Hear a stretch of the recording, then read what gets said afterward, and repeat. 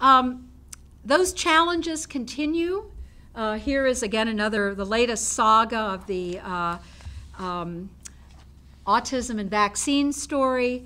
A guy by the name of Wakefield, the scientist on the left, he was a UK scientist. He had come out with an early article that suggested there was a link between vaccine and autism. He now has been thoroughly debunked. The latest information, this was about a year ago, the UK revoked his license as a doctor. He's literally been set aside. I think his career has been ruined by this. What you see on the other article here, the other one is the cover of a book, again by a physician, American physician, who is written about the battle that has gone on regarding this link. And what's interesting about this is that neither of these events, if you will, has changed the landscape in any material way. Offit reports that he gets punishing mail and email from people who are just outraged at his position on autism and vaccines. And Wakefield will continue to be a hero among the communities who still believe in that link. How do you, I mean, it's a very interesting, how do you construct a weight of evidence story in this kind of fraught landscape? It is almost impossible to do without taking yourself, as a writer, an enormous amount of heat. So, you know, how do you construct a weight of evidence story? Okay, again, you do your homework.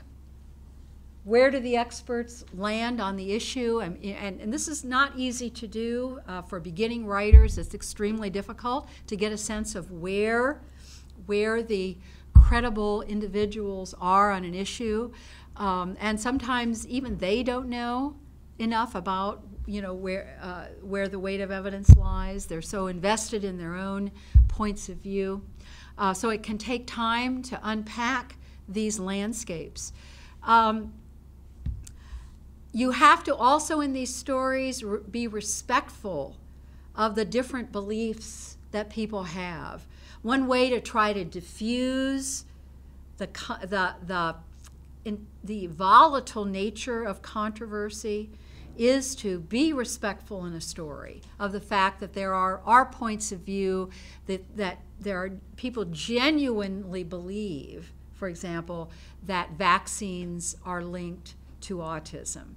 And that there are, and you even saying in stories, there are reasons why these people believe this. I mean, again, it's such an interesting issue. It turns out, of course, that children get vaccinated, and this is the killer for this, at about the same time that the typical autism diagnosis gets made. And so what happens is the proximity of those two events sometimes gets recalled, particularly in an environment where there are interest groups who are communicating with the public that this link is real. So kid gets a vaccine, a year later is diagnosed with autism, and guess what the parents do? They're frantic, trying to figure out, I mean, autism is one of those horrible, horrible situations where we don't know what's going on. We're trying, you know, researchers are trying desperately to figure out what's happening. If you're a parent, I mean, this is just an utter tragedy is the wrong word here, but it is a life-shattering moment to have to deal with this kind of what will be a lifelong condition for a child. So you go looking for reasons, right? So again, I think it's really important in stories to take those different beliefs with respect and to try to indicate in a story that you're not trying to trash what other people think. You're trying to figure out what's true. And then to be clear about where the experts are on the issue. Sometimes, again, there is not a consensus. So the weight of evidence may lead the community in a certain direction, but there's still a fair amount of disagreement.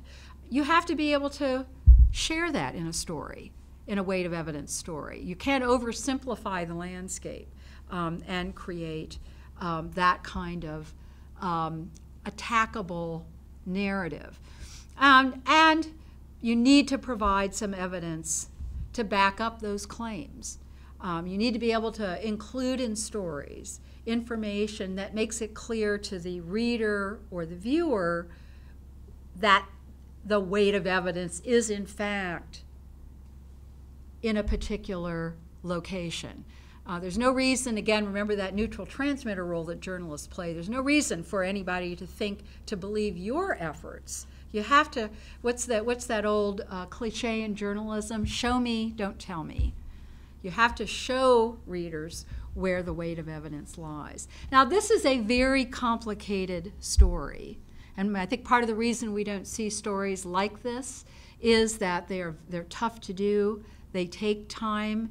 They take space. Editors are not particularly cued in to these issues. They're still living in a world where objectivity and balance work perfectly fine. Thank you very much. So again, this is also a type of story that can cause the media organization you work for some trouble if, in fact, the groups that feel that you have done a disservice to the truth by trying to share weight of evidence make themselves heard in the newsroom. So it's really not easy. But I think this, to me, is the gold standard for reporting controversy. I think I haven't seen much of this kind of reporting. Again, I think there's some real interesting research possibilities here to be able to go in and see if journalists are, in fact, sharing these kinds of variables with audiences. I haven't done this kind of work yet, and I think that'd be, again, I don't know how likely one will be to find it, but to be able to go in and try to characterize some of this coverage of controversy in a way that allows us to look for this type of reporting, I think would be interesting to do. So I'm going to stop now, just in case I'm about to put you to sleep.